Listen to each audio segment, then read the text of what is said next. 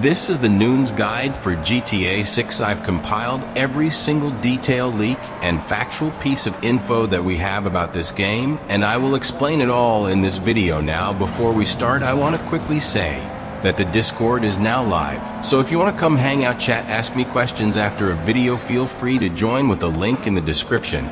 I'm going to be active in there as much as possible. But with that out of the way, let's begin. GTA 6 is set in Vice City with two main protagonists, Jason and Lucia. It was confirmed this week by Take-Two's earnings call that the game is set to release in fall of 2025, which is anywhere between late September and early December. It is only being released on the Xbox Series consoles and the PS5, so no PS4, Xbox One, and no PC at initial launch. The game is believed to be a Bonnie and Clyde inspired story, meaning that Jason and Lucia are a couple that commits crimes together, but those two similarities are probably the only real connections between the game and the iconic couple. Now, based on all of the evidence we have so far, it seems that without a doubt Lucia's actress is Manny Perez, known for her roles in Law and Order and some other various TV shows, as well as already having some previous work in GTA 5 already. But Jason's actor, on the other hand, doesn't have enough info yet to definitively say who it is. But so far the best bet is either Dylan Rower or Jake Silberman. Now, a lot of people also get confused on how we know his name is Jason, since it's never been mentioned officially, and it's because we found out the name through the 2022 GTA 6 leaks. As far as the map goes, it's currently being accurately mapped by the GTA 6 mapping project using methods we'll talk about in a little bit. But so far the map is about 2 times the size of GTA 5's. GTA 6 was codenamed Project Americas, and its map was originally supposed to have elements of both North and South America present, but it was later downsized due to technical limitations. However, because of this, it was stated by a well-known insider that GTA 6 is believed to have its map expanded upon over the years within future updates. So now, with going over every detail we know about the actual game itself, the only next step is to look at what we found out in the 2022 GTA 6 leaks. And it was a lot. On September 18th of 2022, 90 leaked clips of GTA 6 development footage were posted on the GTA forums that gave us our best look into new features, mechanics, characters, weapons, and so much more. From these leaked videos, the community was able to put together a 64-page document that included every finding from the leaks, which I will leave down in the description if you want to look at it yourself. But for those who don't, here is what we found. We found mention of 8 new characters: Dre, Sam, Wyman, Billy, Titzak, Kai, and RB Shaw.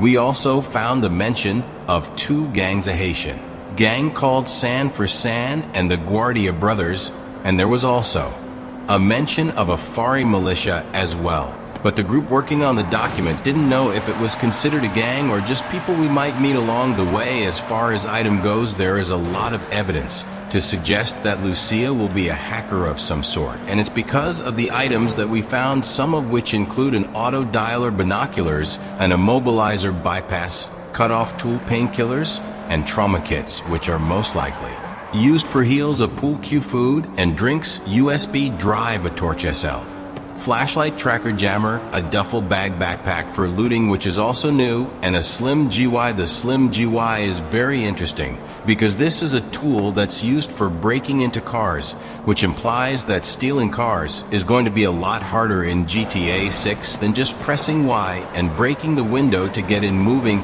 on to weapons now.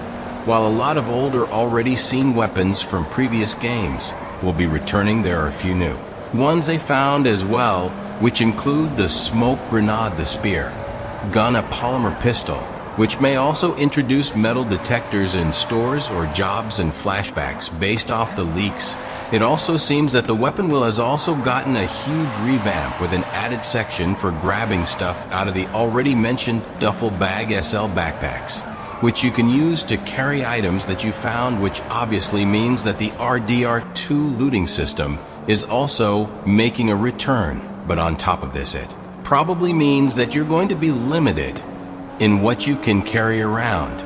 Without a bet, so gone are the days of carrying an entire army's arsenal with you in your back pocket. There was a few activities found as well that are pretty self-explanatory. You have golf, fishing, races, scuba diving. And Dice, there was also mention of some van shipments, some robberies of certain stores, and deliveries the player may have to do as well. So one of the hot topics, or even debates at this point, that I've seen a lot of people make over the years is that there was a claim by someone that 70% of all buildings are going to be enterable. And while there is no evidence to support that number directly, it was discovered that a total of 157 interiors just in the leaks were found, some of which include the Malibu Club pawn shops, strip clubs, supermarkets, bars, restaurants, apartments, and laundromats. Now again, we don't have an exact number of how many there are going to be, but I would feel pretty confident in saying that GTA 6 will have the most enterable buildings of any GTA game to date. Now, even though there will be a lot of buildings that won't be enterable, they will have a lot more of an immersive feel because of a new Take-Two patent that works on AI generating interiors. We actually think that we've already seen this technology in the works with the trailer, as there's a lot of apartments that are fully furnished. But to think that we can enter each and every one of them is probably unrealistic, but either way, they will have a more immersive feel with thinking that it looks like someone lives there recently. As well, I have been getting a ton of questions about the new GTA Online, and honestly, we don't know a whole lot. But here is what we do know. In the leaks, there was a clip that was shown that showed two developers in a session together, both of which were just spectating. But the lobby read 2 of 32 players. However, with that said, there was also a new patent filed a while back by Take-Two that detailed system for seamless lobby switching. Because of the sheer scale of the map, the patent details how the map will be split up into a number of different sessions with the seamless switching from one section to another just by passing said borderline. But going back to the map for a little bit, I mentioned earlier that it was absolutely massive, and it is. And here is how we know that for a fact. In all of the leaked clips, there was a black bar at